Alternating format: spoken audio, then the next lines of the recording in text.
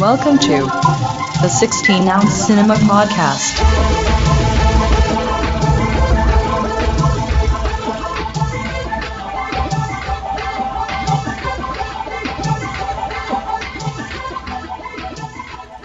Hello and welcome to 16-ounce Cinema, where we drink pints and talk pictures. I'm TJ. I'm here with Angus.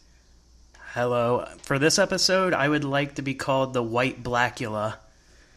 All right, I'm here with the White Blackula and also Michael. Hello, I had a cool name, but I forgot it, so unless I remember it, I'll just be Michael. All right, I didn't have a nickname for myself either. Nope, not at all. I was toying with one, and it just didn't. No, I loved it. I was like, "This is so stupid. I'm going to use it," and then no, I just can't. Well, mine didn't actually apply to me. It applied to the characters in the movie, but I can't nickname myself after. So, this episode, we're talking vampire movies. Before we get to the... I like hissing vampires, like Christopher Lee in Hammer Horror. Before we get to the movies, though, let's talk about our beers. On first this week, I'm going to send you guys the artwork that captured my attention. By the time our listeners hear this, we'll have put it up on our Facebook already. I'm drinking Original Sin cider, or hard cider, I should say. It suits my movie because it's about vampires that are very ancient and also named Adam and Eve. And they're very hard. Yeah, they're married. It's a really sexy six-pack.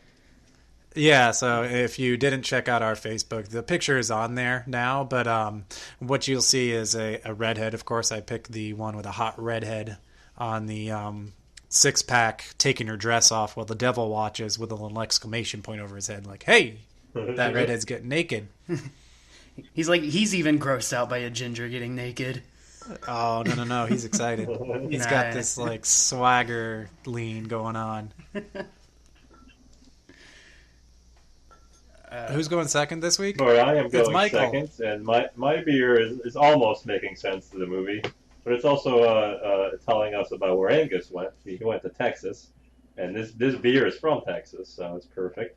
And it's called Love Street, which may or may not be one I've actually picked before for this podcast, but none of us remember, so it's fine. I don't think Angus he did. chose it's called Bush, for at least 4 episodes, so it's okay. It's called Love Street. It's a Kolsch-style blonde. And there's some love in my movie, so it's what I picked. It was either this or a beer from Rome, which I didn't know if vampires were big in Rome, so I decided to go with Love Street. I thought you said Rogue. I was like, you would have hated that. I hate Rogue. Are there vampires in Rome? Is that a big thing or no? I've never been, but like there is the whole like.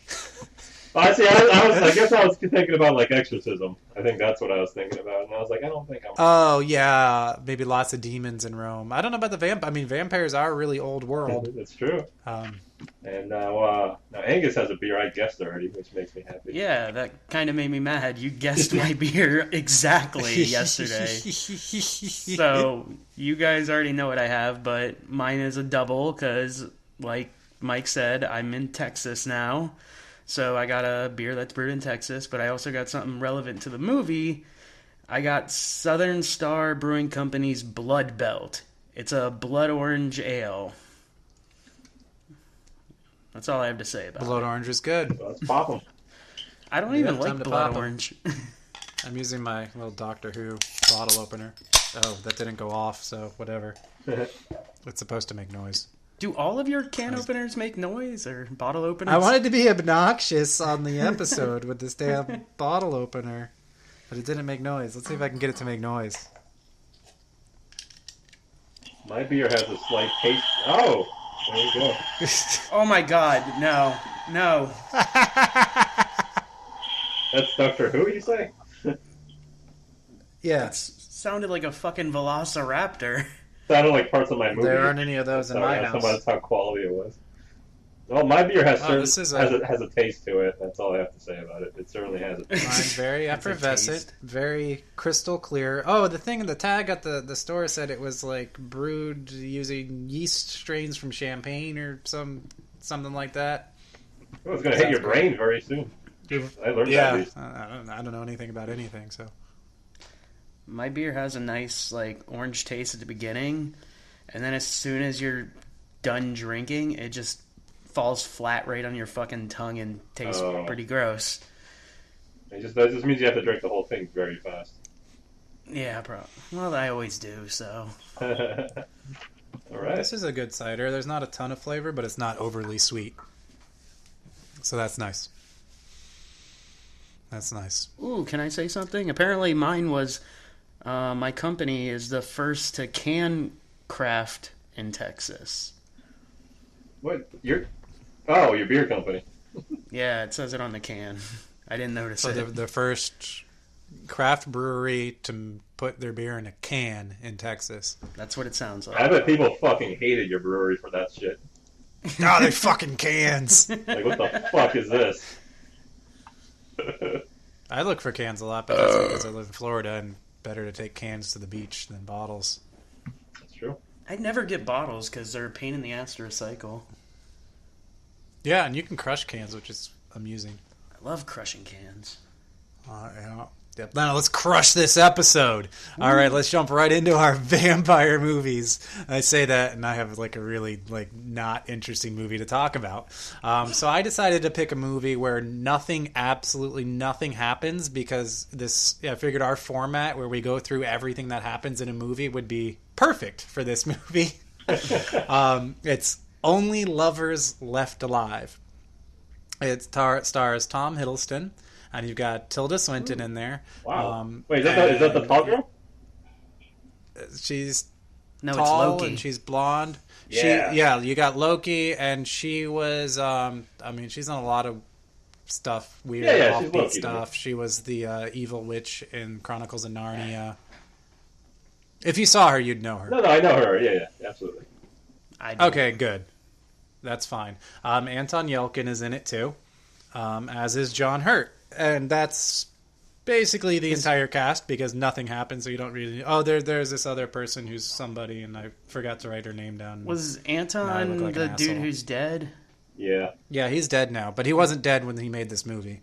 Well, no shit. Well, he could have been a vampire, undead. But he's actually one of the... He's Weekend at the Anton's. only human character. His car that killed him was a vampire, and he came back as a car vampire. Oh my god. That's a movie I want to see. Car Vampire? Yes. It just crushes people and soaks their blood up into its engine. Now I'm sad. It just made me sad. Car Okay. Vampire. Well, shit, he was The in Stephen Fright Night. King adaptation. Wasn't he? In Fright Night, too? Yeah, he was in Fright Night. He didn't become a vampire in that. Yeah. If I remember right, that I think was 2011, so also made before he died. Well, I'm assuming all the movies are made at, pre-death. Maybe not released, but at least made. They're just, using him like a fucking marionette. The car vampire possesses his body.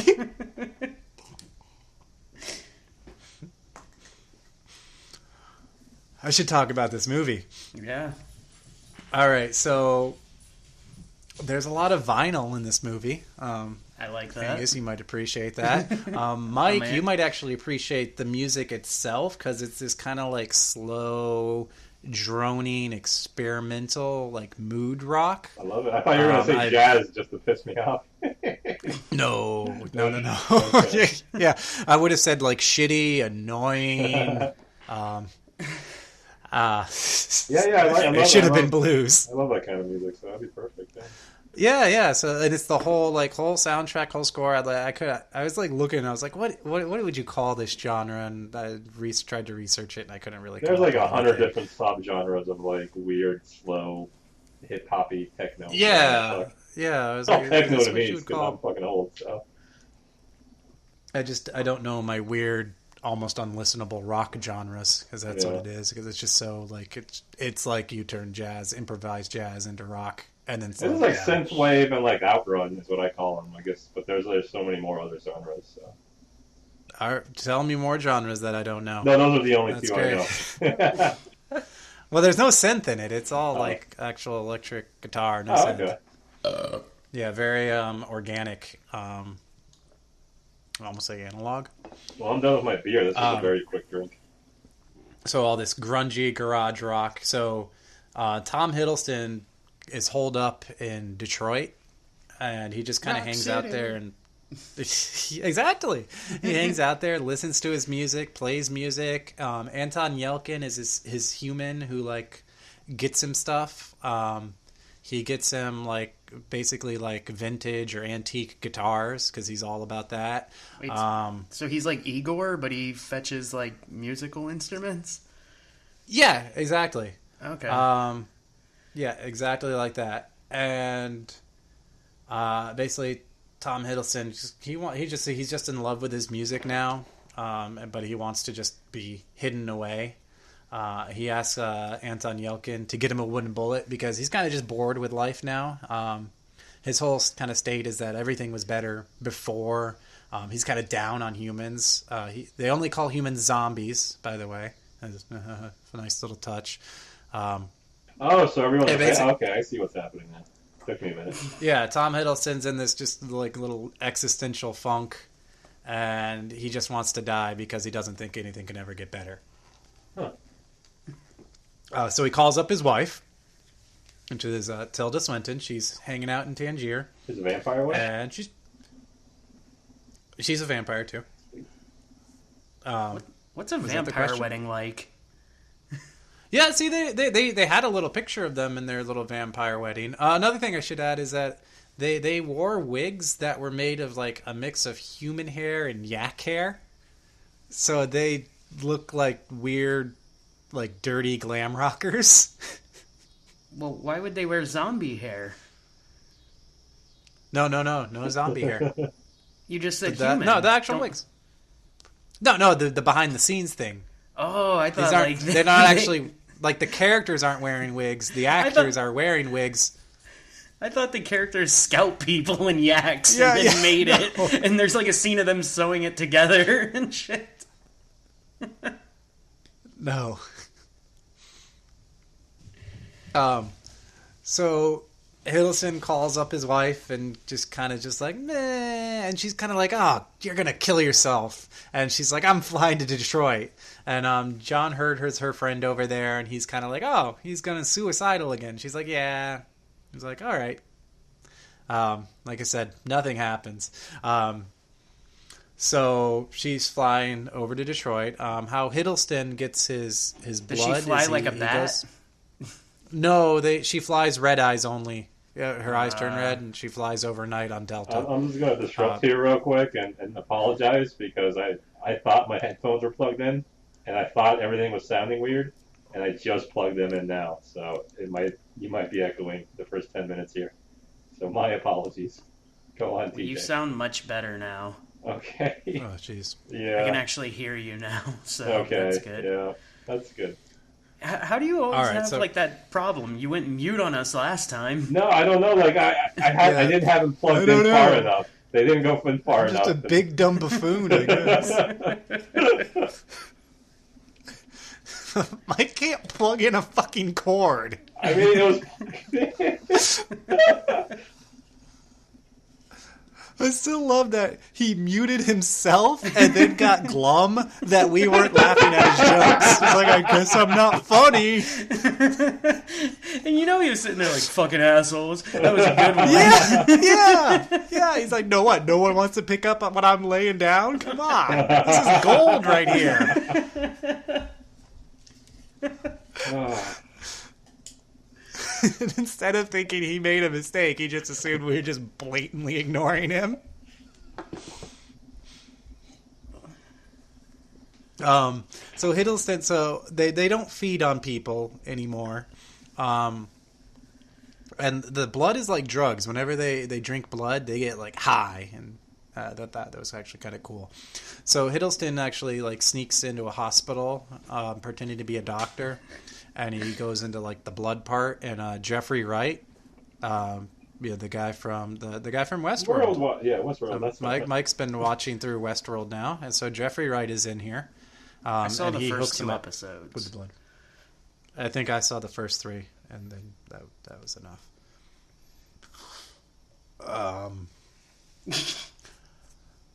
Just I don't know why that just derailed us, and It then really I burped. did.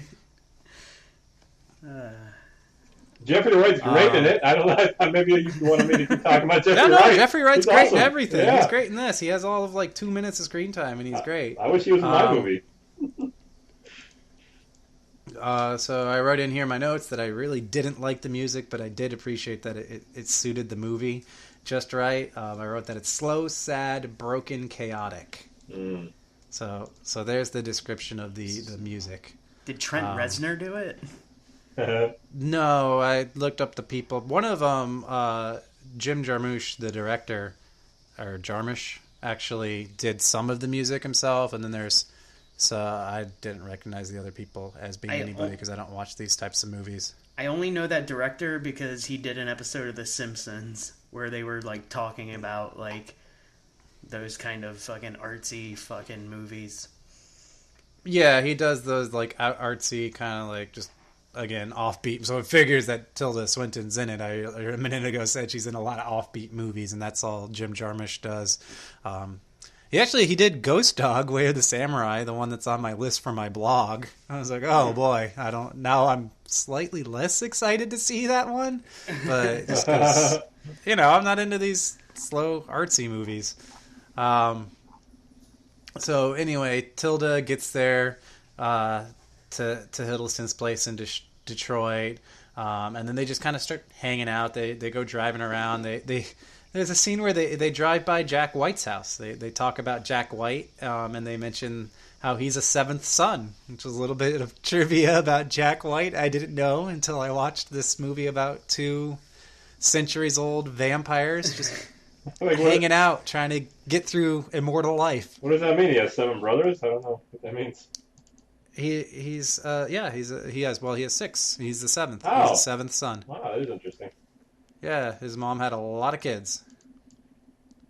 Did he ever have the sister, like from the White Stripes? Yeah.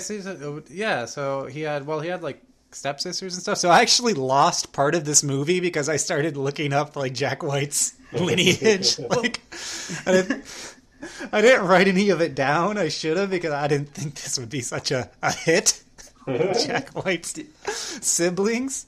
Did he actually appear in the movie, or did they just talk about him? No, they showed this rundown house in Detroit that I assume was actually the house he grew up in because, like, Jarmusch, I guess, he's already there in Detroit. Why, fake Jack White's old house, right? I wish they went to, like, Ted Nugent's house and talked about him or somebody. His actual house where he lives now. He comes out with a crossbow. Yeah. You're not getting my blood. Not even if you send the car vampire after me. Actually, I think the car vampire would be what would get Ted Nugent. I think he'd be very vigilant against regular vampires, but then like some old muscle car vampire would sneak in and catch him. Well, would a vampire car be a Ford or a Chevy? That'd be a Chevy, I think. Yeah, I don't know. Yeah. That's a That's really a question great we can to ask Ted Nugent. nerds. I have a bicycle. Mine would be a bicycle. I would have a bicycle vampire. Be like riding out for blood. You just stopped me dead. It would be a Ford or Chevy. Like, I don't know anything about fucking cars. I'm on a movie podcast. Dude, it wasn't a fucking legit question. I asked which would be a fucking vampire vehicle. I'm not expecting a real fucking answer. I took it deep. I was like, oh no, Angus suddenly knows about cars and he's expecting me to be funny. I named the 2 biggest American brands. That's all I did. It'd be a Pontiac. Okay. You fucking Firebird. I know a car. It's the Geo Metro. The Geometra would be like the vampire's familiar. That's the You like the Eeyore. wannabe? Like, please turn me, master. No. I love that it talks too. Yeah. Like the Not grill is satiated moving the like a mouth. vampire.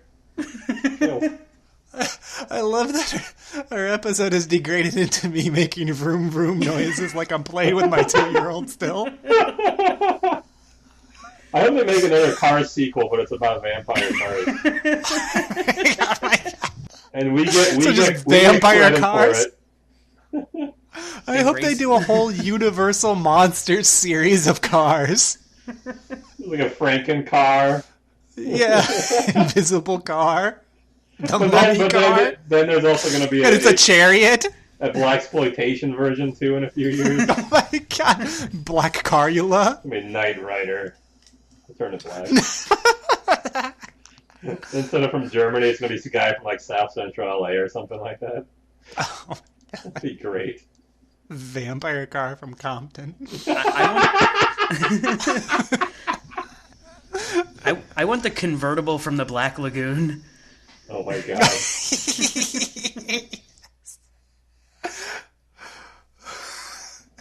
What would the Event Horizon be? It would have to have its own little car. It'd be a vehicle of some sort. Oh. What would the actual Event Horizon ship be? Yeah. It'd have to be big. I was thinking of like a Dune budget, Yeah. but it'd have to probably be Like a little bigger. A stretch Hummer.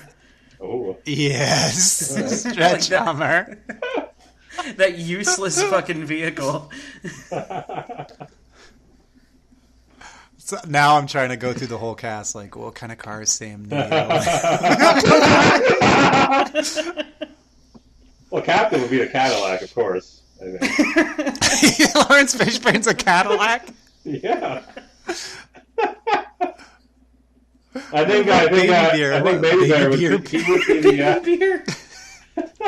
I was thinking he'd be one of those little love bands or something like that.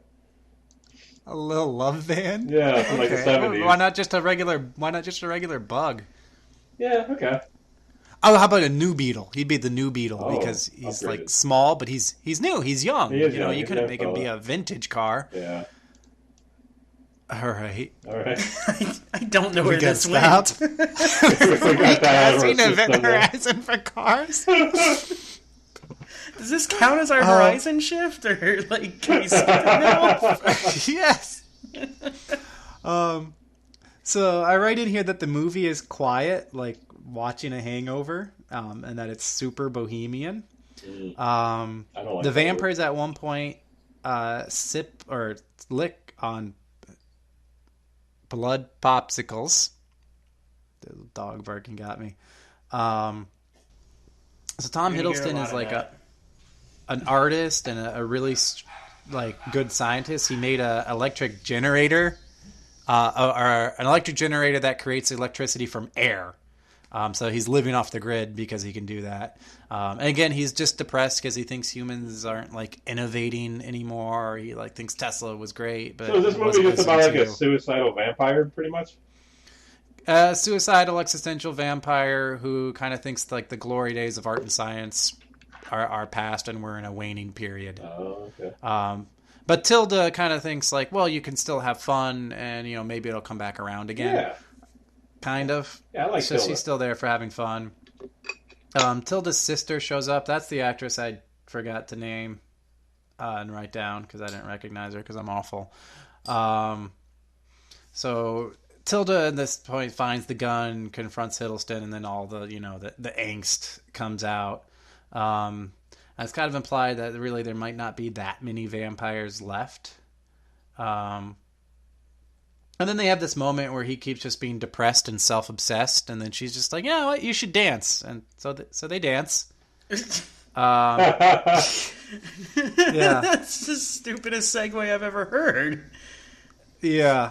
So Like, so what kind of Tilda's dance? sister- Oh, just like a nice little dance. Like a Nothing safety special, dance? but it was romantic. It was romantic. Romantic, No, okay. they did the safety dance, the Macarena. Yeah, vampires love the Macarena. The fucking safety dance would have been great. A bunch of sad, depressed vampires safety dancing and a bunch The of safety dance. weird fucking costumes. Yeah, and their yak hair. So Tilda's sister shows up. Her name's Ava. They show her feet. All right. And they continue on with this like blood is a drug thing because she kind of just shows up because she's pretty sure Hiddleston has a lot of blood, and like good blood because apparently there's a lot of bad blood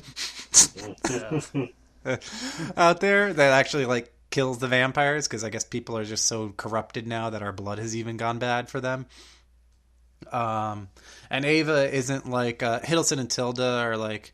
It's not stated, but it was kind of intended that Tilda is about 2,000 years old and Hiddleston is 600 years old, at least according to IMDb trivia. And they act like they're old and they've seen it all, but Ava still acts like just some dumb 19-year-old. So they go out to a bar with Yelkin, and they kind of hang Hopefully out. He didn't drive. Yeah.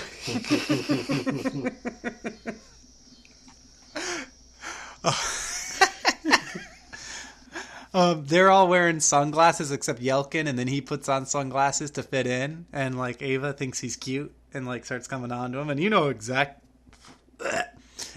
where this is going. So after she feeds on Yelkin and kills him back at their house, Hiddleston and Tilda throw her out, and then they go and they destroy his body. They find like a pool of acid randomly in a parking garage. Wait, guess. what? There's just a pool of acid. It's Detroit. Okay. You know what? Say no more. Yeah. So they decide to fly back to Tangier together, and then they were expecting that John Hurt would hook them up with some blood when they got back from their trip, but he didn't. So they're like fiending now because they need to eat, and they're like dying, and they're addicts and whatever. I guess we're not addicts when you need to eat, but it's their appetite. So finally they find John Hurt, and he's gotten some bad blood, and so he dies because of it.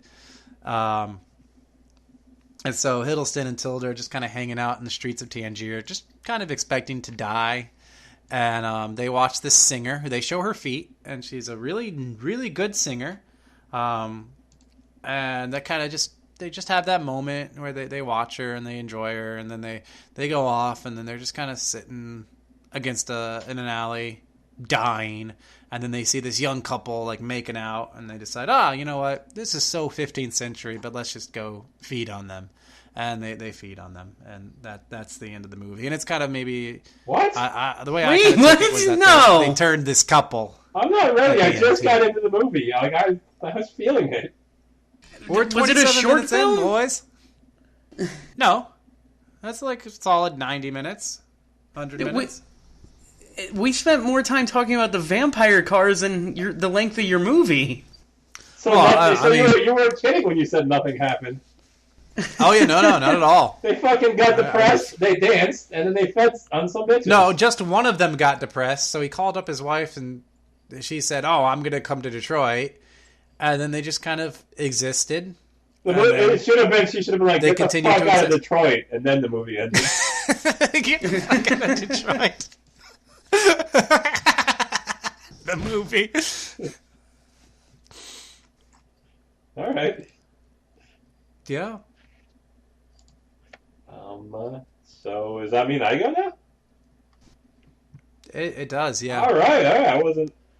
Let me take a deep breath. I'm ready to go. All right. So my movie, as I think I've told a few, you guys, is a few people. A few people are in the know. Is you tell people about the movies you're gonna watch for the podcast, but you don't tell people right, about the podcast. People don't even listen. They're just like, well, "What are you talking about?" And I'm like, "All right, the movie." So the Mike doesn't even know what he's talking about. He doesn't listen to this show. Nor do I even watch the movies, so it doesn't matter. Nothing matters. Yeah, that's right. You always make it up, and you don't listen to the show. Why are you here? And then half the time you fucking mute yourself or unplug your headphones so you can't hear us. I just figure you guys need some time filler. You know, who wants a 20-minute podcast or whatever? Come on. Also, he doesn't even show up for my movies. Like, we released the old episode, he wasn't even there for the first part. I was gonna say, he's fashionably late in the last episode. I'll get there when I get there, boys. Okay, so my movie is called Ganja and Hess, I believe, is the name how you say it. You believe is the name? You don't know what you watched? Well, I know what I want. I don't know how to say it. They never said the name of the movie, so I believe it's Haas because it has 2 A's. My favorite part that I read before I watched the movie was some journalist named James Murray of the Amsterdam News hailed it as the most important black-produced film since Sweetback's Badass Song. No. So I'm really rolling in I was excited you were doing this movie because I was listening to a podcast, actually an episode about blaxploitation, and that one came up as kind of like one of the best that's like never seen because it's a little bit.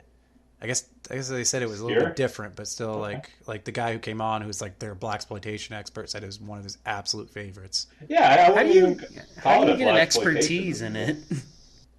How do you get what? An expertise in blaxploitation? Is like it like a PhD diploma? in theater school or something like that. Right. But yeah. Well, specifically blaxploitation. It's probably black too. Just want to call that. He was a professor, something with like. Blaxploitation? Something about his curriculum is 4 years long. It was something about like black. Not even really 3.5. Something about black culture in popular media, something like that. So one of those like kind of niche college classes. But so that was his thing. So he was a certified expert. All right. So, the film starts with like a, Fuck off. What? Talking Angus. White Blackula. I didn't even hear that. Yeah, I'm the expert. I'm White Blackula. I have an expertise in this. I'm just going to call myself the blaxploitation expert of the podcast. I don't think you have a college class. Do you teach kids? You don't know what I do in my spare time. You have no rights. You don't know me. I will jump in to interrupt Mike yet again to say that this blaxploitation expert said that Blackenstein is one of the worst movies ever made. Well, clearly a man who knows what he's talking about then. So.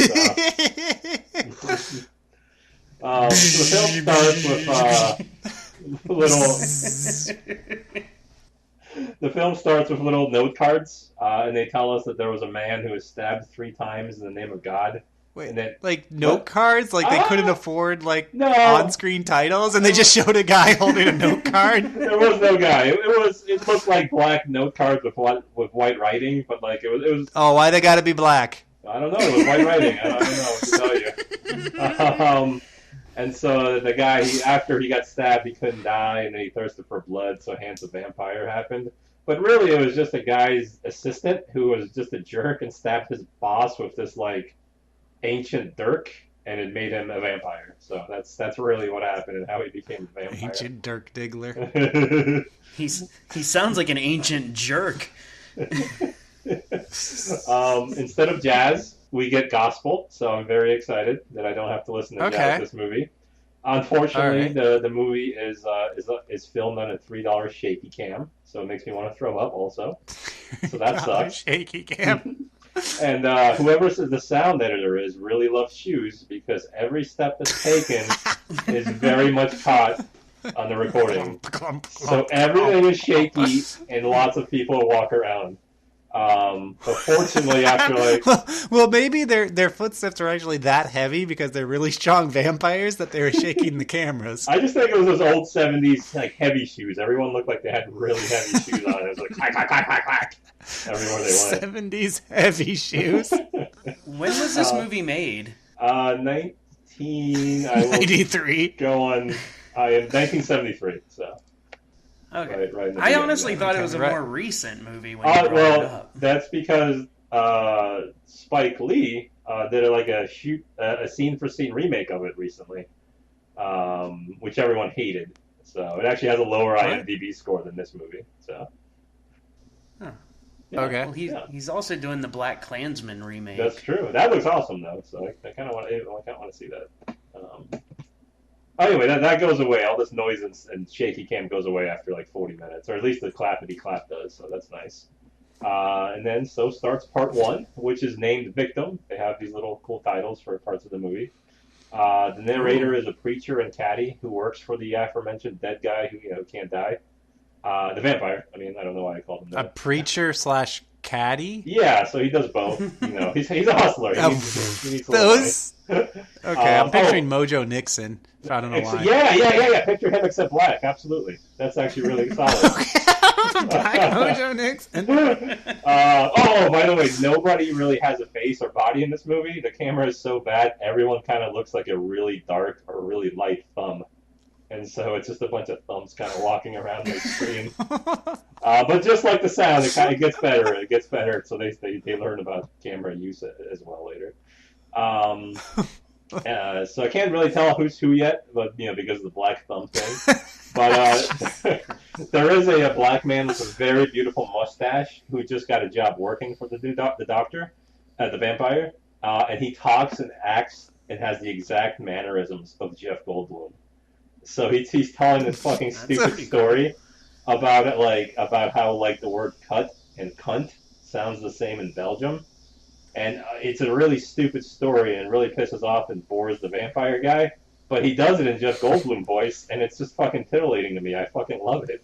I can't get enough of Jeff Goldblum. It's great. And then after he tells the stupid story, the vampire lights his cigarette with a candle, and it's very suave. So this whole movie, he's being very suave. Now I know how to be cool. I'm gonna light his it looks so cool. candle. It made me want a cigarette, man. It was a really long candle too. So he could cool about it. He held it all cool. I definitely recommend it.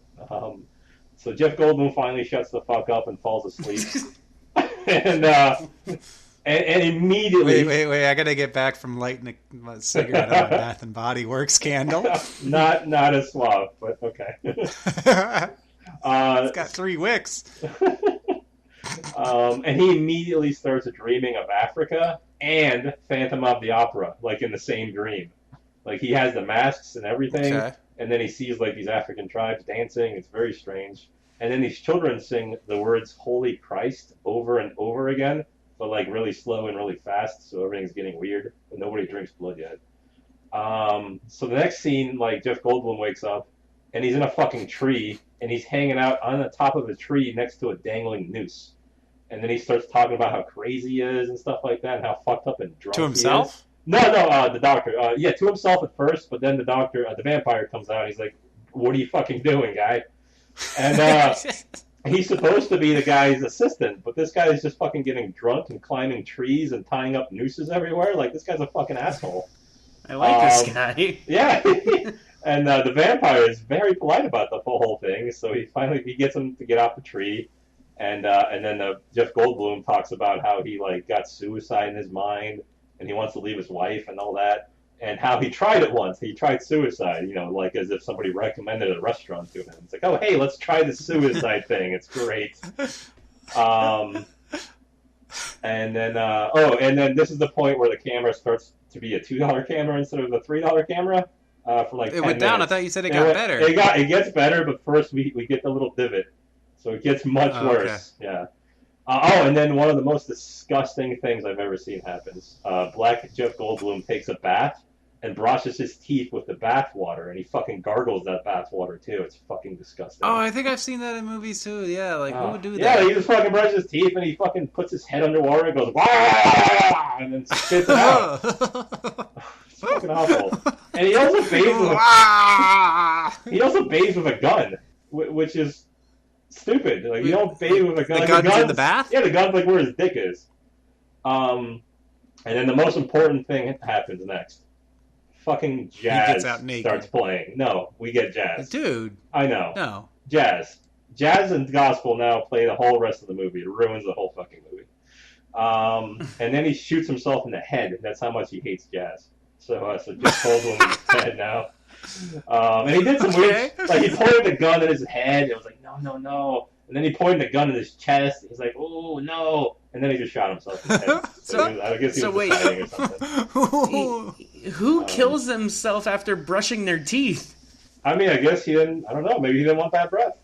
You know, like that goes to the afterlife with you. Well, I mean, he took bad breath. He took a whole Pabst. Maybe he just wanted to clean himself, He drank a whole Pabst. No, he was drinking. Is that all what day. you said? Yeah, he was drinking a while. So. Oh, so there's Pabst in this movie? There is no Pabst. I didn't say that word. So. I thought you said that word. Anyway, go. All right. Now we go from the most disgusting thing to the most sensual thing in the movie. Naked vampire Dr. Green starts gets on the ground and drinks the blood of dead black naked Jeff Goldblum on the bathroom floor. Doctor, what? And it's this really sensual jazz starts playing, and he's just like, wait. You just said the most sensual thing is a man drinking man's blood? I mean, in the movie, they started playing sensual music, and, it was sensual. But that's what it was. So he drinks it... Yeah, he wants blood. He's a fucking vampire. From his body or from the floor? Oh, from the floor. Yeah. He starts licking it up off the floor like a cat. Yeah, he does. He kind of nibbles at his neck a little bit, too, but he mostly gets it from the floor. So part 2... like you really liked it. Yeah. It was a good scene. That's fucking weird. So, what do you mean? You would love Guillermo del Toro's Kronos. An old man licks blood off the floor in that one. You'd be so happy, and it has really good music too. I mean, This is I think the first time I've ever seen this, so I don't know if I want to see more blood blapping. Maybe. I mean, you've been talking about it for a while now. All right, so let's go on to part 2, which is titled Survival. I like the whole idea of a genre of old men licking blood as a thing, essentially. Yeah, essentially. These guys are in their 30s, so I wouldn't call them old men. They're to be fair, in Kronos, it wasn't very sensual, except for the sensuality of need. Yeah, DJ knows me. That's good. So part 2 starts with a very happy montage. Oh god, let's move on. So how do you keep saying that? How do you say it? Montage, right? Yeah. No, I don't care. I just care that you keep having to move on. You're like, oh, I don't find men licking blood off the ground attractive. Let's move on to part 2. Oh, I can't talk. Let's move on. I love that Mike has a northeastern accent sometimes when he was from Poland. But he talks like he's from Wisconsin every now and then. Montage. It's when I talk too much. It just comes out. My mouth. I get nervous. My mouth gets dry, and I'm from the Northeast all of a sudden. I really love that montage. Wait, what the hell that was? I can't do Mike. So the happy music plays, and it shows Dr. Green, the vampire, stealing blood from various places, and he does so by making small explosives to he gets his checkup done. And this sounds badass. Yeah, he blows. Then everyone leaves, and he throws a bomb in the trash, and everyone's like, "Oh no, let's get away!" And then he just goes to the fridge and steals everyone's blood. And he also has a very cool satchel too. So he's not a vampire; he's a domestic terrorist. He's got to feed the needs, We soon learn that he also has a need. He also has a son named Rico who doesn't live with him, which I was about to laugh about. Rico Suave. But it turns out that he's actually in boarding school in France, and it makes me an asshole, Because he actually we all knew where that was going. I was just about to yell the same thing. Yeah. So next, after all that, after he made his son, they talk in French for 5 minutes with no subtitles for some reason. We never see the son again, so it doesn't matter that he has one. It's just his name's Rico. You're just so technologically inept. You probably just forgot to turn on subtitles or turned them off, or you just broke whatever you were watching. You broke. That's maybe possible, actually. I didn't watch it on Amazon now, but Amazon usually auto does it, so maybe not. He sat on the remote and it changed the audio track. Yeah, and then he just shifted his ass cheek and went back to English. Either way, I never hear from Rico again. So you got a cool name. Next, we meet a pimp who wears all purple, and he's talking with his hoe that isn't making him enough money. Well, luckily for them, our vampire Dr. Green comes in, and I guess he wants some because him and the lady, they go into a room, and they start dancing too, actually, which is just like your movie, except the purple pimp like stabs Dr. Green in the back, which makes Dr. Green very angry, and he kills them both, and he obviously drinks their blood. And every time something weird happens, all those kids start singing "Holy Christ" in a very weird way all the time. And then I guess I can't tell if Dr. Green is hurt or he's just like trippy, but he also starts hallucinating about being the Phantom of the Opera.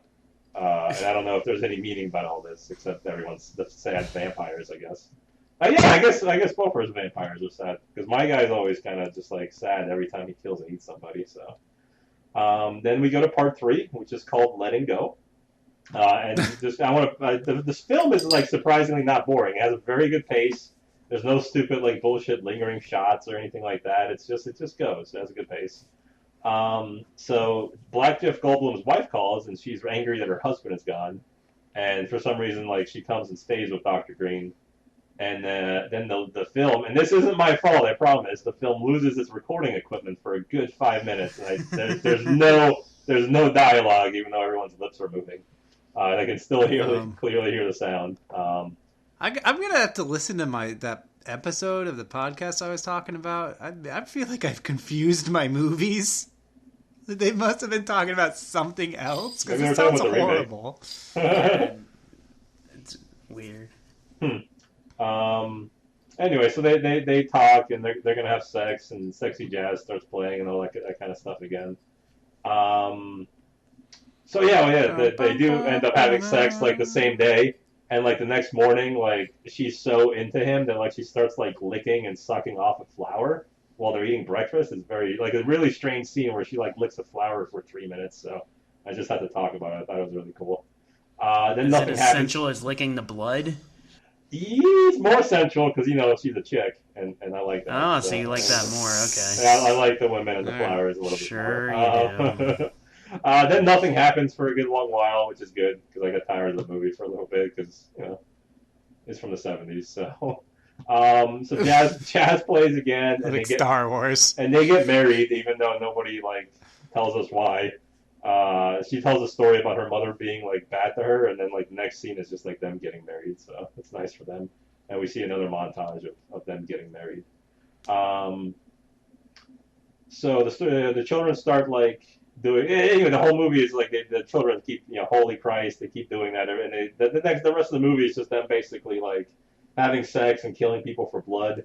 And another disgusting thing happens, and like at one point like they have sex and she worships his feet, and I don't like it. And that's a whole that's a whole like 4 minutes of like nope, nope, it ain't right. I didn't like it. Don't like it. But at one point, it's like an 8-minute sex scene. It's a good sex scene, except that part ruins it. It's in the 8 minutes. Middle. That's a porn video. I mean, there was some softcore porn throughout the whole movie. Oh, okay. And it basically 8 minutes. It's a long sex scene, yeah. And like the start of it, they like, whatever they do. Anyway. That's too long. It's a bit long. Who can last 8 minutes? What?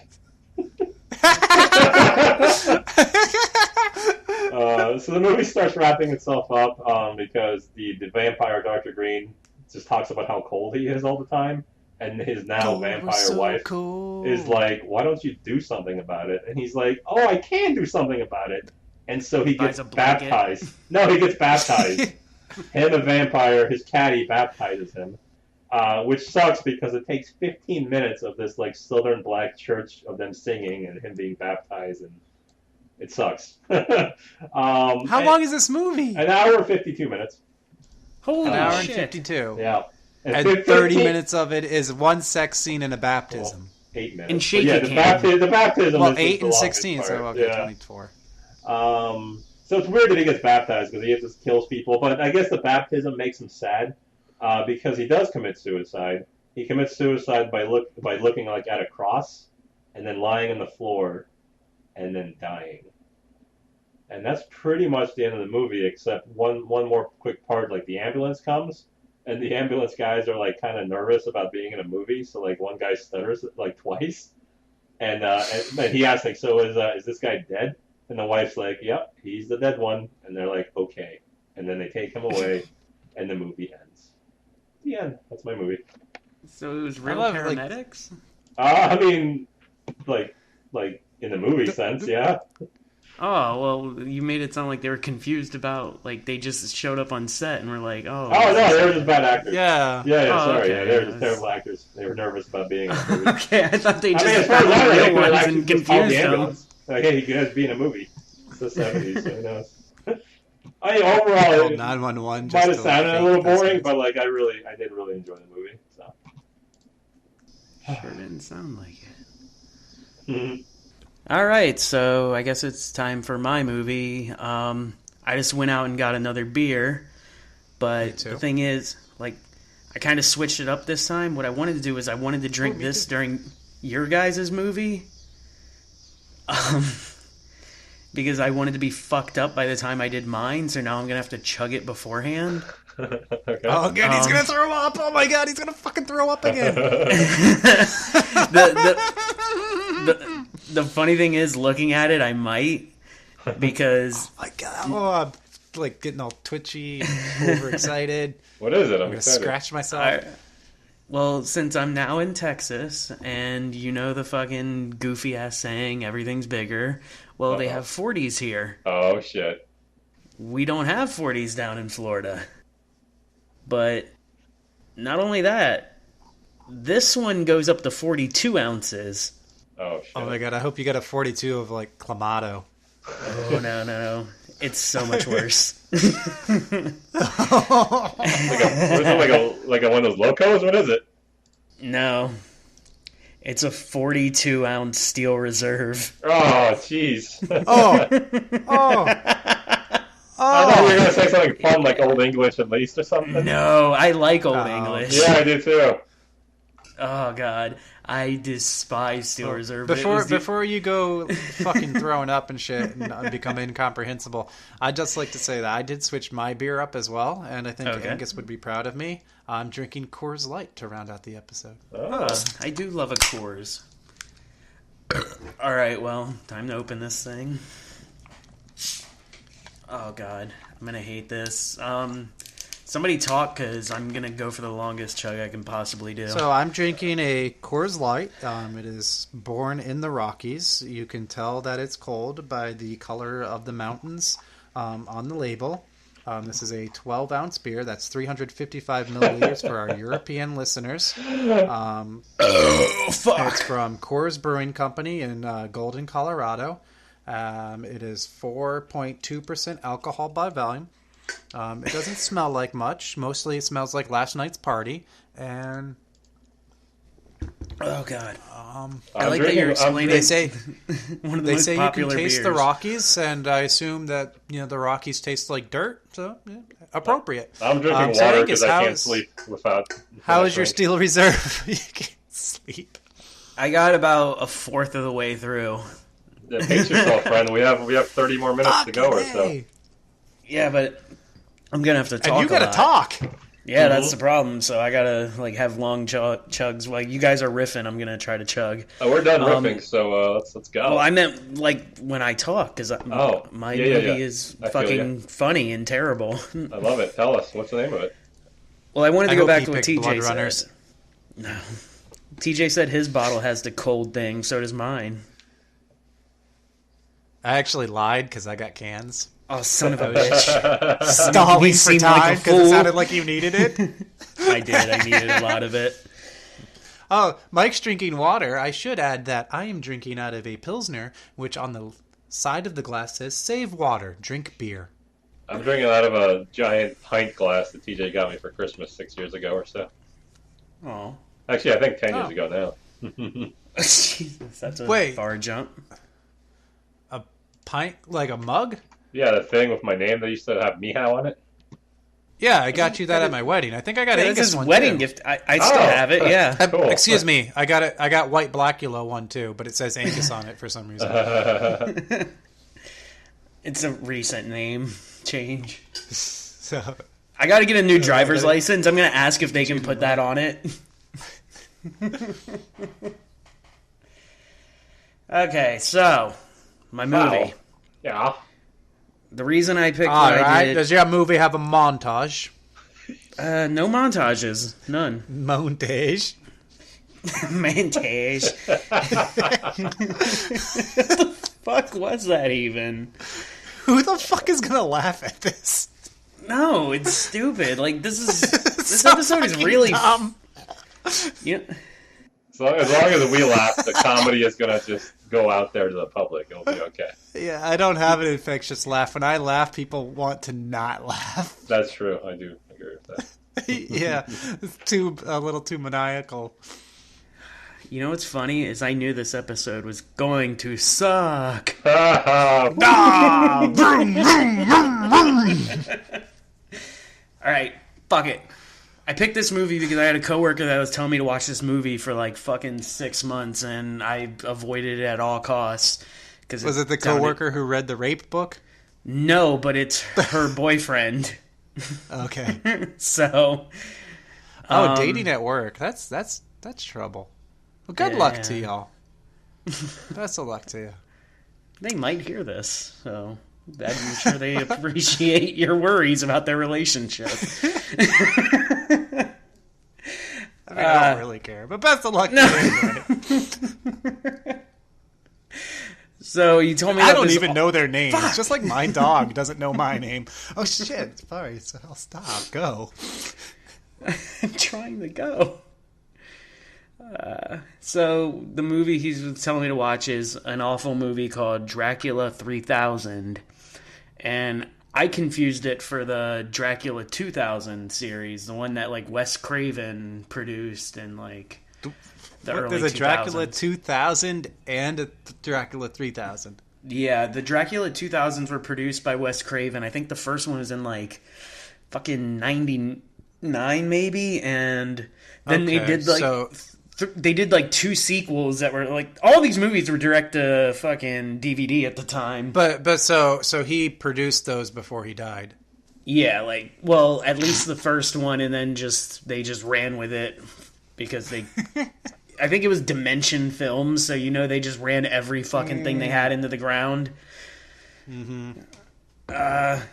Yeah, so my movie's Dracula 3000, which is just fucking low budget bullshit. I tried looking up the director to see if he did anything else. I've never heard of any of it. Is Ron Jeremy in this movie? No. Okay. There's some famous people in it. Well, there's some people in it. I'm just going to get into it. So we get our title sequence, right? And it's just weird blood drips. And the blood drips are just moving with awful music. Like they're kind of dancing. And then it starts doing like the actual credit sequence with everybody's names. And it's so bad. This movie was made in 2004. And whoa. What it does... What? 2000... Oh, whoa. 2004. And what it does is with every credit name, it makes a whoosh sound for them when it shows up on the screen. I love this movie so far. Honestly, I love that too. That's one of my favorite things. It goes because it's so like fucking 80s cheesy like space film. It's just like whoosh, this guy, and then it whooshes back away. So after that, the movie begins, and it's security footage of. I'm gonna feel like a fucking asshole for not knowing how to pronounce his name, but Udo Kier. That's how I would say it. Is that it? Is that how you say it? I mean, I've never looked up the correct pronunciation, but that's how I've always pronounced it in my head. That's what I always thought it was, so I'm just gonna go with it. If it's not somebody... oh my god, I just realized his last name is my name, but mixed up. Ha! That's pretty fucking weird. And I'd say Udo Kier is a famous person. Like, I wouldn't say he's a person. He's somebody to have in your movie. Well, like, one of his number one credits is another fucking vampire movie, Blade 2. Oh, nice. Oh, yeah. So, alright, security footage of him begins, and it's him praying to God with a giant cross in his hand, and there's a self-destruct warning going off, right? Wait, so security footage of God? No, security footage of Udo Kier going like, "Oh, Wait, I pray for my life." Are we like in space or something? Or like, is it like yes. to God. You say Well, yes? he's in a spaceship, but like the thing about like his parts in the movie is they got him this just like he doesn't do anything in the movie. They got him just to stand in front of a green screen and then produce a green background around him. With, like, lights flashing. So that's his entire role in the movie. And he shows up, oh my god, my cat is destroying the door. My cat is trying to break the fucking door down. I thought that was an Udo Kier line. Oh, he's praying to God. My cat's trying to break the door down. Help me. The movie's about evil cats. Ah! Oh, god damn it. So, the movie actually begins... There's our next theme, evil cats. Oh, man. That's actually a good one. That is good. There's plenty of them. So, the movie begins... Which ones? Uninvited Cat People 2, and then the Cat People remake. What about the Black Cat? Oh, yeah. I just watched that and didn't even think of it. Yeah, I thought that would be the first one. In one ear and one out the other. I literally threw you that softball. I know, and I totally missed it. That was a chance to plug my blog. Let's move on. Plug your blog. This is not the time or the place. Oh, god damn it, I wanted you. Go to TJ's blog. TJ's blog. This is bringing more attention to it. You should have just said the name of it and we would have been fine. It's a long link because I can't pay yet for... Oh, no, this is just dead. Now we're just dead. This is so fucking cringy now. Alright. I like TJ's blog. It's a good blog. Like, I'm just going to explain. It's wordpress.ribcageremembers.com. It's not that long. It's alright. Alright. It's alright. My movie begins, like, without him talking. And, we're still in the credits. God damn it, I haven't made it out. They give bios of everybody that's on the ship, right? But it shows their bios like a fucking video game, and you're picking out a fighter. And it's like, this person, blah, blah, blah, they do this and that, and they come from here. So one of them, the main guy of the ship, the captain, is Rico from Starship Troopers. Rico Suave? So he's the main guy from Starship Troopers. But Rico, like Casper Van Diem? Yes. I don't know. Okay. I don't remember names of characters from that movie, so okay. I didn't know how to say his last name, so I was only remembering as Rico. And I Carpe don't even remember if that's Van really Diem. his name in it. Hey, your movie has a lot of cool actors. What the hell? Oh, there's even cooler ones coming, trust me. Alright. Ooh! So, there's an explanation of their mission, and it's to stop a, like, rogue spaceship that's just flying through space. Intros them. There's more Udo. The spaceships look fucking terrible. Our heroes, they board that other ship, and there's some chick exploring it, and there's something like fast running around, and it's like, she's terrified. She's like, what is that? And it just keeps running, and all of a sudden, something grabs her. Forrest Gump. It's actually funnier. Something grabs her, right, and just starts choking her. And it turns out it's Debo from Friday. Which is... How is he so fast? He's like 6'10". Exactly. That's the thing. He's the biggest fucking man in the world, and he's just running across the ship. Around. Like from one corner to the next, and fucking giant ass Debo, and Like, your movie with the footsteps, that's what should have been happening. But no, he's like fucking feathers on his feet just running across. Like, Stealthy Debo. Stealthy Debo. Dude, they need to make a movie where Debo's a ninja. Like a ninja assassin. Just like the Beverly Hills Ninja, but just Debo Ninja. Alright, so they convince each other that they can take their helmets off to, like, see if the air is good. And then when they do it, Debo just starts choking. And he's like, oh my god. And the chick is freaking the fuck out. So, like, she's like, God, like, are you okay? Me. Ah!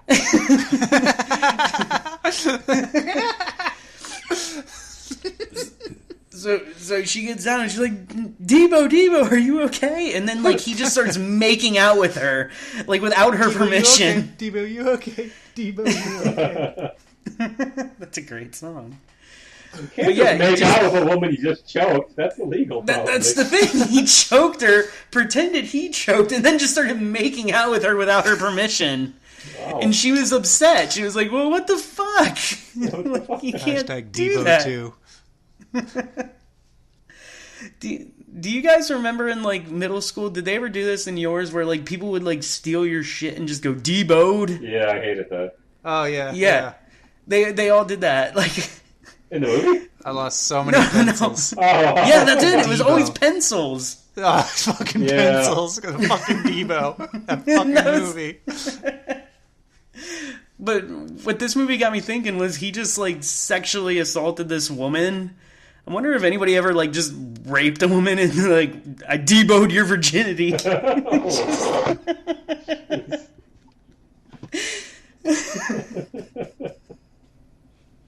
That was too far. We're back to Udo Kier. He's just talking. So now we see a bong being smoked out of, and it pans out, and it reveals it's Coolio. I love it. He finally took his fantastic voyage. You're just telling us... You're just, like, telling us Event Horizon with more black people in it. Like, who will they believe? Okay, Udo Kier. Okay, now Debo, Coolio. This sounds like me making up a movie. I don't believe this. All right, so the doctor is Michael Clark Duncan. You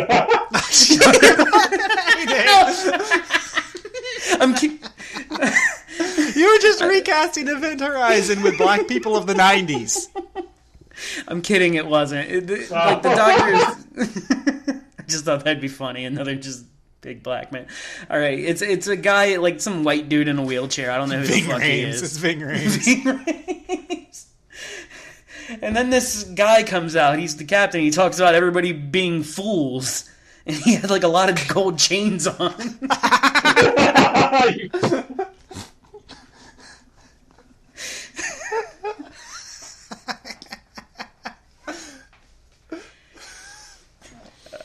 All right, so...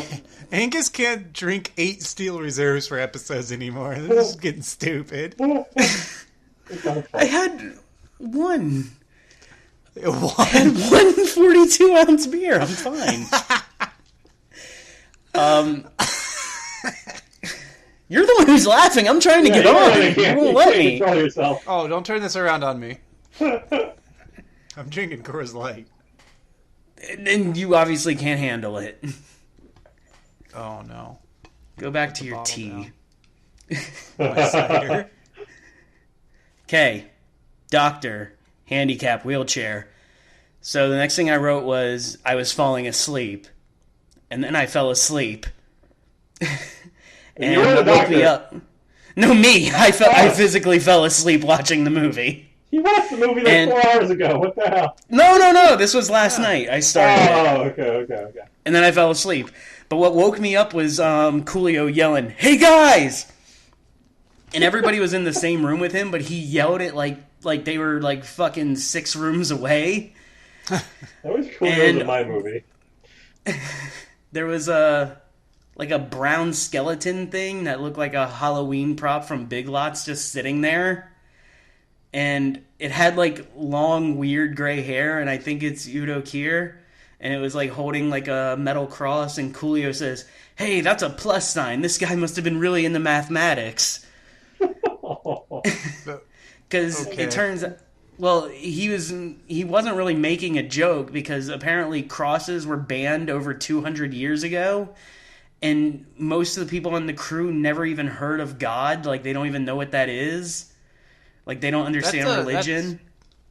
That's a weirdly interesting concept for such a shitty movie. Yeah. Yeah. No, I thought that it was very interesting, but then this ruined it. They followed it up with a Leatherface joke. So they're aware 1,000 years in the future of the Texas Chainsaw Massacre, but not the Bible or God. Huh. I mean, I guess just Texas Chainsaw had more sequels to keep it. Jesus never They came really back. do need to make the Bible too. It'd be huge. So they find that ship, right, and they want to bring it back to Earth because apparently it's worth like 15 million credits, because everything's credits in the future always. And Coolio, he only just wants to spend it on weed. Like, that's his thing. He's gonna spend 15 million on weed. All of a sudden, the ship starts taking over their controls, and they go out and do like a little search, and Coolio and Debo find just a room full of coffins. And Coolio is like, they used to smuggle drugs in these. So he started like breaking them open. I love it. Because he thought there was going to be drugs. And when he's doing it, he cuts his hand. And like, there's just sand in all of them. And he's like, oh man, it's just sand. Who gives a shit about sand? And Debo's just like, well, why don't you just snort it then, since you're so obsessed? And he's like, man. I was actually going to say, snort it. Just try it out. You don't know. Well, he didn't. And then, like, he bleeds on the sand, and then, of course, the sand starts moving. Was it coarse and rough, and did it get everywhere? It was just, like, a couple drops, and it just kind of rumbled a bit, like, for, like, 2 seconds. Because it's obvious it's fucking dust. It's fucking vampire dust. Okay. Casper Van Diem, he finds a room with a bunch of crosses, and then all of a sudden a video of Udo Kier plays again, and like every time he goes into a room, like a video of him starts playing from like years ago, I guess, and then he starts talking about Transylvania, and then you just hear Coolio yell, and then they come out and his like bone is sticking out of his leg. So they put him on the pool table, and the wheelchair doctor finds like bite marks in his neck. And then just all of a sudden, Coolio jumps up, and he's a vampire now, and he's got like these awful red contacts, like the kind I wore in high school. And Coolio's got his hair all done up, like in dreads and stuff sticking up, and just the big red eyes was pretty funny. And then he just beats everybody up, and then the girl Debo? Debo was there, and he like kicked him. And then the girl shows up, like the hot blonde chick, to save them. And then Coolio like just goes on this like little speech about how like he ejaculated to her every single night. Okay. And he even used the term ejaculated, and it was just really awkward. So then he's like just sitting there like. I thought you might save that for a selling point. Coolio says the word ejaculated. It was kind of funny. I should have saved that. But she's sitting there holding the gun to him, and then he starts like going into a one. I'm gonna kill all you till you're done. And then like they're going back and forth having like a mini fucking rap battle, like but with numbers, like going. It's so fucking bad. She shoots him, nothing happens. Then like fucking he's running around, and then the actual King Dracula is there, and he tells Coolio to go kill everybody. And then King Dracula finds the hot blonde girl, and then it looks like he's gonna bite her, right?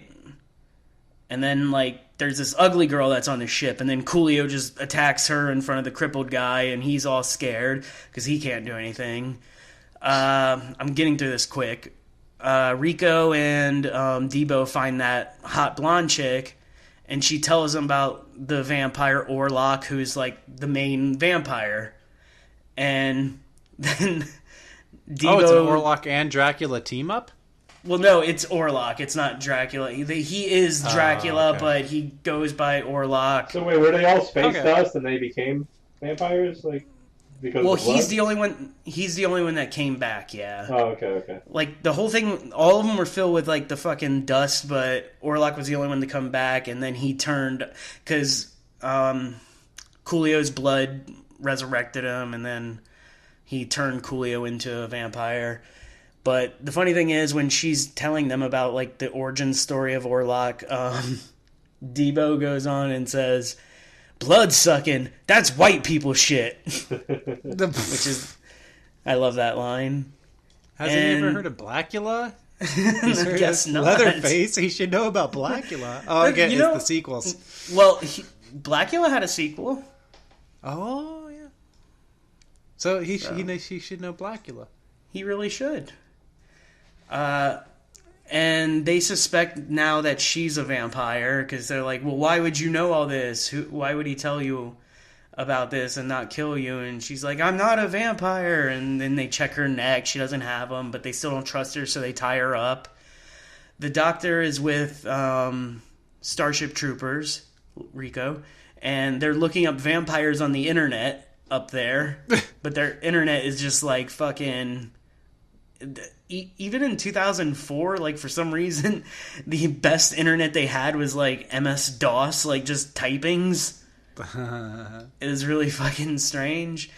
But it turns out the reason Orlok is there is to kill Rico from Starship Troopers, because it turns out his name, he is Abraham Van Helsing. He is the great grandson of Van Helsing. That's amazing. And one thing I want to bring up is he's dressed like Hawkeye from the Avengers. And it's just like the cut off sleeves and stuff. He looks just like him, but like less built. Like for some reason he looks really thin and like kind of like weak. Like he was trying to show off muscles, but he had none. I'm just picturing myself dressed as Hawkeye. Oh yeah. So during this time, the girl's begging for Debo to untie her, and he's like, "Nah, I ain't falling for that shit," and all this. It goes on for like 5 minutes of him just refusing. She's like, "Oh, come on, you can strip me yourself and see," and all this. He's like, "I don't trust it." She's like, "But you get to see me naked. You win either way." He's like, "Nope." So there's like banging on the door, and it's Coolio saying he's good again.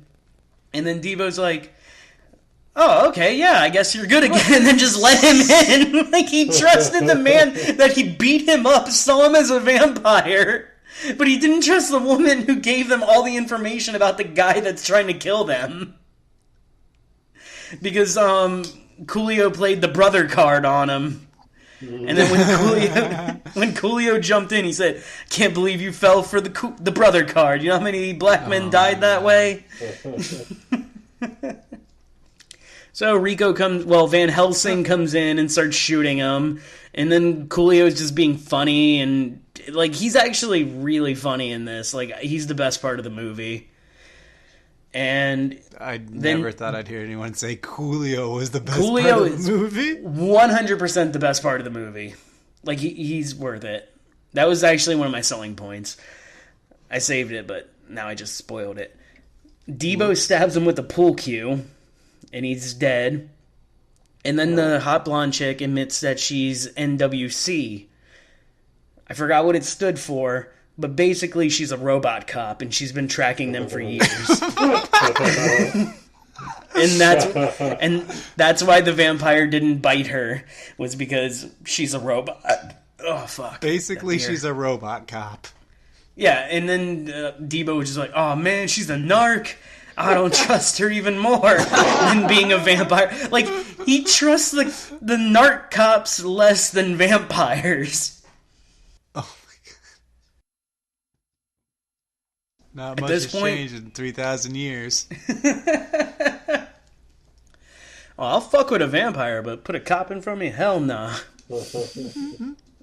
So at this point, I had to take a poop, so I went and pooped. And yeah, like Mike said earlier, I was doing this movie today because I haven't had the time to watch it because of the move and everything. So I finished like 5 minutes after we were supposed to start recording.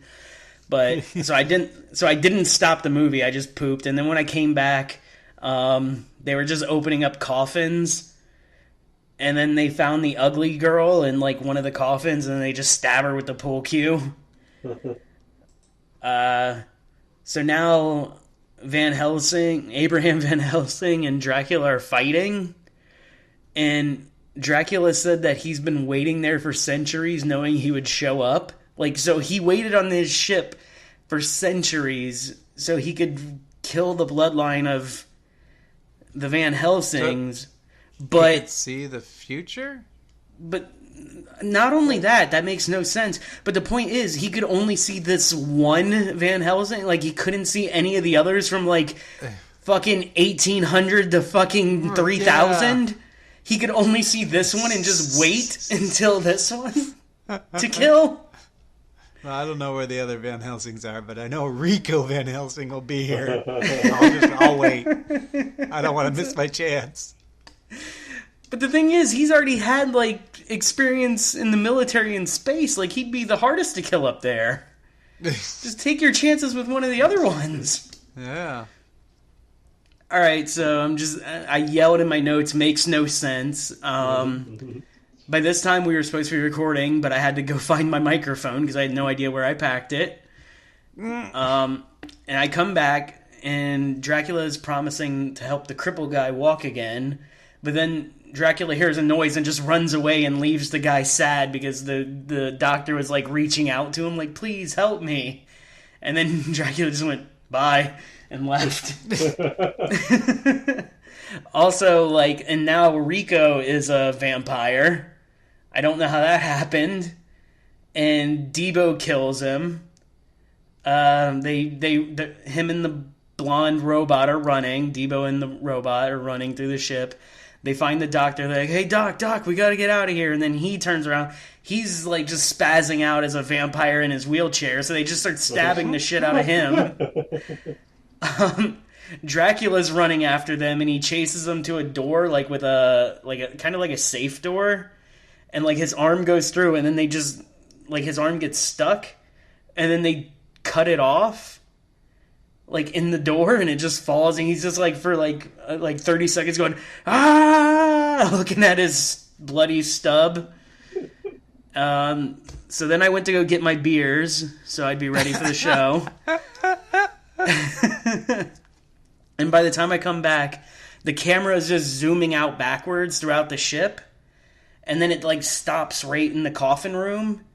And then Udo Kier is on screen again, like, through the security footage. And it says he realizes what he must do to, like, stop the ship from reaching Earth. Right. And the ship just blows up, but halfway through the explosion, it pauses, and then the credits just start rolling with the half explosion in the background. So cool. He knew he had to blow up the ship, so he set a program to wait until people showed up at it to blow it up? Yes, apparently. I didn't get it either. I don't know why that was when he said it. Oh. It made no sense.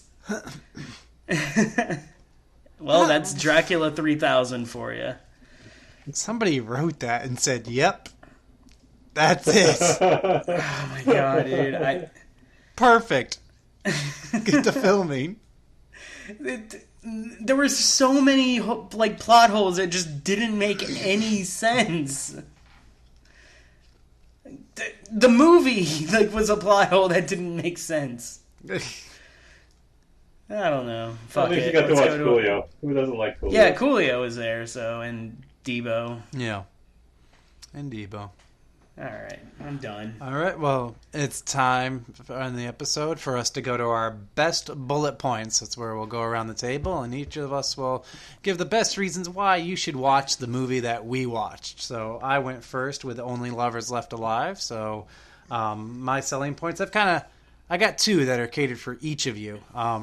So for you, Mike, I'm going to say that, yes, we've acknowledged that not a lot happens in this movie, but that's because it's kind of like, I don't know if you would say a mood piece, but it's all about like that relationship, and you also feel like kind of like that age of the vampires. There's not really a lot of movies that make you feel the age in realistic terms. It's like, oh, yes, he's an ancient evil, but like these are characters who have lived through a lot, and you see them like, they've been married for centuries, so you see like a relationship as it might be after centuries together, and it's like a very almost like it might be about vampires. This is for me, but it feels genuine and like honest, and like I said, it's a mood. It's like all of like got the bohemian sets. It's got that great music that fits in perfectly. So overall, it's a really well crafted film. For you, Angus. You'll remember I said that they go to a bar in one scene. In that bar, and this is why I got excited when I thought Mike said the word. That bar is full of Pabst product placement. That's awesome. So, the vinyl and the Pabst are what sell me. Yes. Because I'm the hipster of the group. Yes. I'm saying that like a question, like you really think that of me, but like in my head I'm like, dude, he fucking knows. He knows me so well. So for me, the bullet point of my film is actually just one scene that just kind of shows up in the middle of the movie, or towards the end, I guess, when he's married. The vampire dude just sits on a bed, and there's a woman there on the bed too, and she's dead, and she's all bled out, and then there's just like his baby crying, and the movie it goes on for at least 2 solid minutes of the baby crying, and Dr. Green, the vampire, just kind of looking sad and depressed that he's just killed a woman's or some sort of mother for the blood, and they just slowly get stressed while the baby cries, and then we go on to a new scene, and that just for me was the best part of the movie. Okay. All right. I want to make a joke, but I don't know how to. Yeah, there's no joke. It was just a really, it just made me feel, how sad the doctor was, and why he eventually killed himself. He was, killing mothers. Blue. He was blue. He was very blue. Dabba dee dabba die, dabba dee dabba die. Dabba dee dabba die. Angus? All right, well, with mine, I already said it. Coolio was in it, and Coolio was actually really fucking good and funny in it. And like during those scenes, like where he was like fucking with the people, like he would do like dances and shit, but then he'd also start doing kung fu moves. But as a rapper who doesn't know how to do kung fu moves. Like towards vampires or just in general? Yeah, no, he was the vampire doing kung fu moves. And like, it was just so fucking silly. What was his name? Did he have a cool name? Dude, his name was 187. Oh my god. So they were so far away from knowing what God was, but they still knew what the code for murder was in police terms. Like, so much of it didn't make sense. Debo was fucking just great as himself because he was just such a fucking prick. And then Rico from Starship Troopers was just... His acting was so fucking abominable. Like, it was great. Like... I used to think, like, he was okay, like, because I like Starship Troopers. When you were 10? Yeah, like, I haven't rewatched it in a while, but, like, dude, his acting is so goddamn wooden and bad. Like, it's so fucking interesting to see how bad it is. Like, that's it. That's all I got.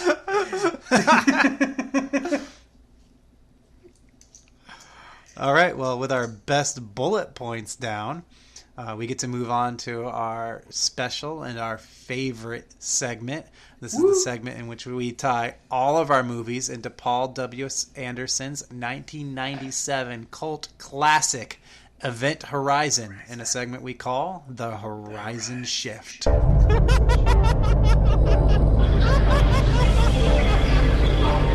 That's good. So I was sitting thinking on mine. I was like, okay, well, John Hurt's in there. That's almost a gimme because he was an alien, and that's kind of like the granddaddy of all our little space horror. But like, I just did Dan O'Bannon, who wrote Alien. So I was like, well, that's almost like doing, making the same connection twice in a row. So I didn't want to do that. It'd be weird if you did it. Like, if it was like a couple like episodes spread out, it would be fine. But since it's like the one that happened, yeah. So I had to go. Weird. I had to dig a little deeper to find something. So what the movie is, like I said, at the end they kind of turn another young couple. So it's kind of like this cycle. Like that young couple is eventually gonna be like them, and the movie is just kind of about like cycles. Like like they're kind of down now, but they might be up again later. Well, Hiddleston is at least down now. He might be up again later. It's about cycles and also get knocked down, but I get up again. And they have Tom Hiddleston actually owns that on vinyl. So again, going into vinyl, I'm jealous. Like the record, again going to cycles. So there's a lot of the vinyl which ties into that theme of cycles because the vinyl actually goes around in a literal cycle.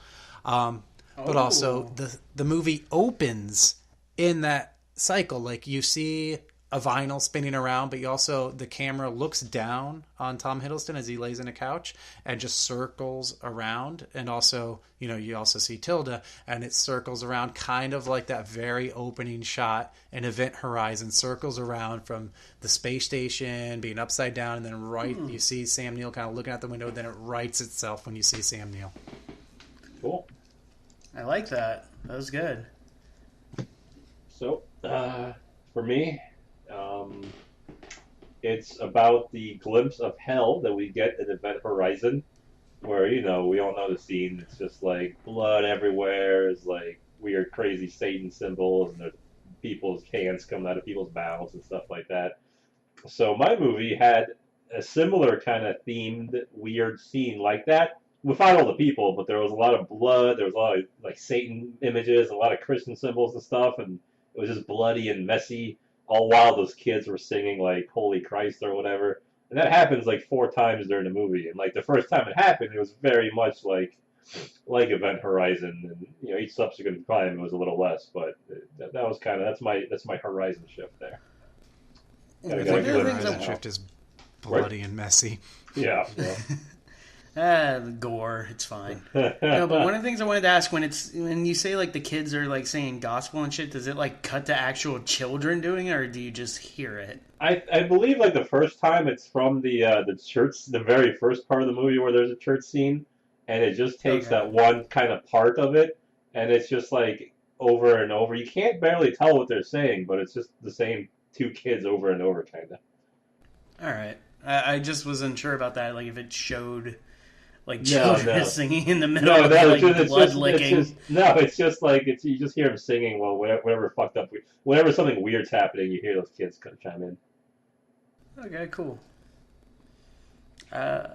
So my Horizon shift is pretty easy because my movie involved a ship going to find another ship, where all hell broke loose, and all but like. Wait, who survived in... Like, it was the black guy and the chick, right? Yeah, and Baby Bear in, like, cryo. He was messed up, but he was gonna live. Alright, well, yeah. Pretty much the same thing. The black guy and the white chick survived even in your movie. Oh, my God. I love it. But it was all in space. The other ship, like... I didn't even know that when I picked this movie. I had no idea it was even set in space or anything. So, yeah. Love it. Pretty cut so you dry. Watched Event Horizon. With vampires. Yeah. Coolio vampire and Dracula Orlok. Who didn't really do anything. Yeah. Van Helsing, too. But not really. It was more Rico. Mm-hmm. All right, well, now all our movies are laid out. We've given our best bullet points and our best horizon shifts. Now comes a time where we go around and we vote for the winner of the episode. And, of course, the winner gets to pick the theme for the next episode. So I'm up first for the first vote. I'm always torn. I'm always a little late.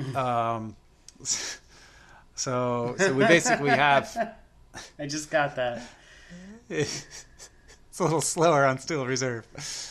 So we have Black Event Horizon, and then we have a blaxploitation film that I was really excited to see, but as Mike described it, I feel like I was mistaking the name of the movie. What did you think the movie was going to be? Tell me what you thought. I thought there was this movie about just two black vampires, just basically kind of living in a house trying to get by in the real world. No. Which yours is kind of like that. And also, you said sad a lot. And I was like, Yeah, Dr. Green was very sad the whole movie. Yeah. It really is just about him killing himself, really, I guess, when I think about it. The weird thing about both of your movies is you guys had, sad vampires who wanted to die. Yeah. Well, see, let me be clear. My guy was suicidal, but there wasn't an overwhelming sadness to the movie. Oh, okay. But I mean, the main character himself was sad though, which is just strange. He was not so much sad as he just didn't see where there was to go from where he was. You know what I mean? Kind of sadness. Kind of sad, yeah, but it was more existential than sad. I get it. He was just kind of like, well, what's the point? Not that he was just like, meh. So Black Event Horizon, or sad black vampire blaxploitation. I gotta go with the Ganja and Hess. All right. For a couple reasons. First, because it sounds very, very different. If I watch this movie, there's not anything else I'm going to catch like it. Whereas shitty early 2000s horror, space horror, I feel like I might stumble across something like that. And the other reason is because I feel like Dracula 3000 might be something we just stumble into one year for Event Horizon month just to pair it up, and we're all going to watch it together anyway. That's one of the things that bums me out is it would have been a great movie for us to do for one of those, and it absolutely because I didn't know how much it was like that. I didn't read anything about it. I just took the dude's recommendation. I was like, okay, cool, I'll watch it, and then fuck, man, that would have been fun. Well, it's still an option for that for our Event Horizon month. There's no rule that the pairing movie has to be one we haven't seen yet. Well, we did the Black Hole once, and I'd seen the Black Hole before. To clarify here for everybody, we're kind of talking Event Horizon month. You might be wondering what that is. Well, basically, the three of us every year going back 8 years now, maybe 9 years now. I think September, this is the 9th year. This will be year number 9. Okay, so every year for 9 years now, we watch Event Horizon in September, and we also traditionally pair it with another space horror film. So we've done Supernova, we've done The Black Hole, we've done that one that was terrible, that was a VHS rip off of YouTube with the one guy from Blade Runner, the guy who played Tyrell in Blade Runner. Was that the last one? The name. Yeah, I can't remember the name of that movie. It was so out there. The funny thing about that one Terror. The one that you're talking about, the VHS one, which was hilarious about that, is we did it on YouTube, and it was broken up into 3 parts, and every VHS rip of it got gradually worse between the parts, which is so fucking funny. They just kept getting fucking more fucking grainy and unwatchable. Well, what also was great, I don't know if you remember, part 1 had about 200 views, and then part 2 had 3, and part 3 we were the only ones, probably other than the uploader, who had watched it. It said 2 views. He went from 200 to 5 to 2. It's almost like our fucking views on YouTube.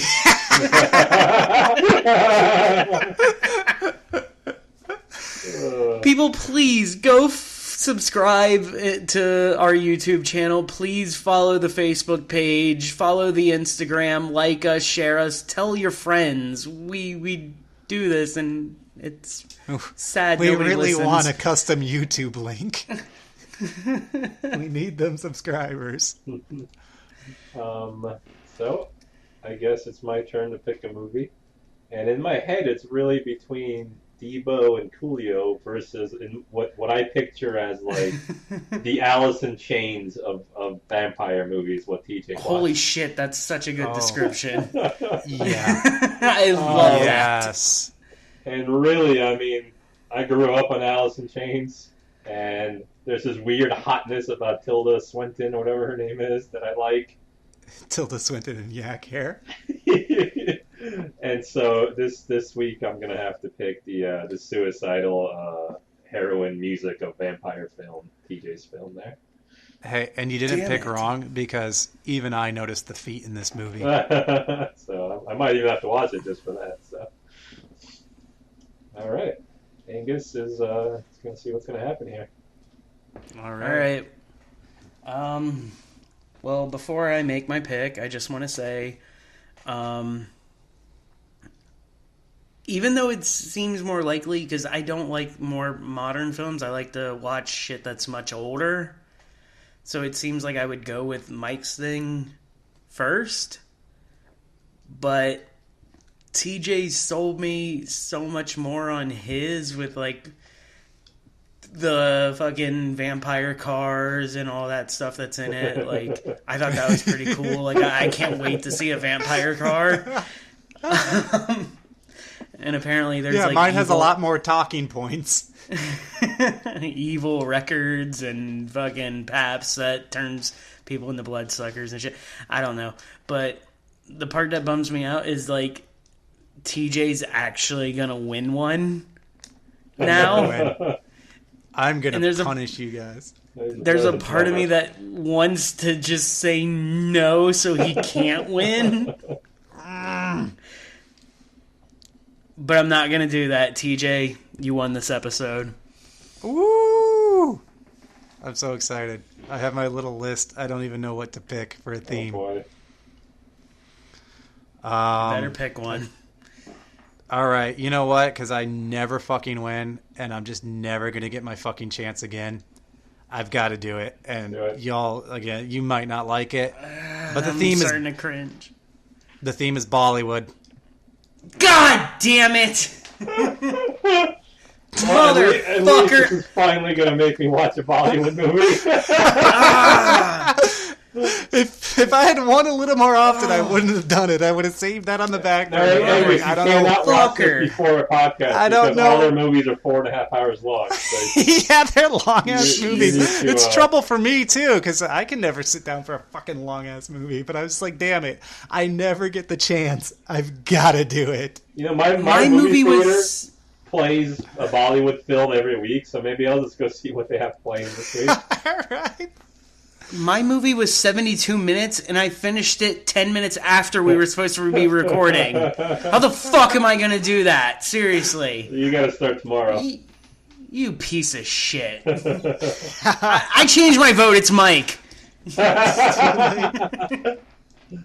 Well, the good news is if I win again, it's not going to be Bollywood. So That's true. We got this over with. all my other themes are like normal. Next time I win, I'm going to Polish films. Fuck it.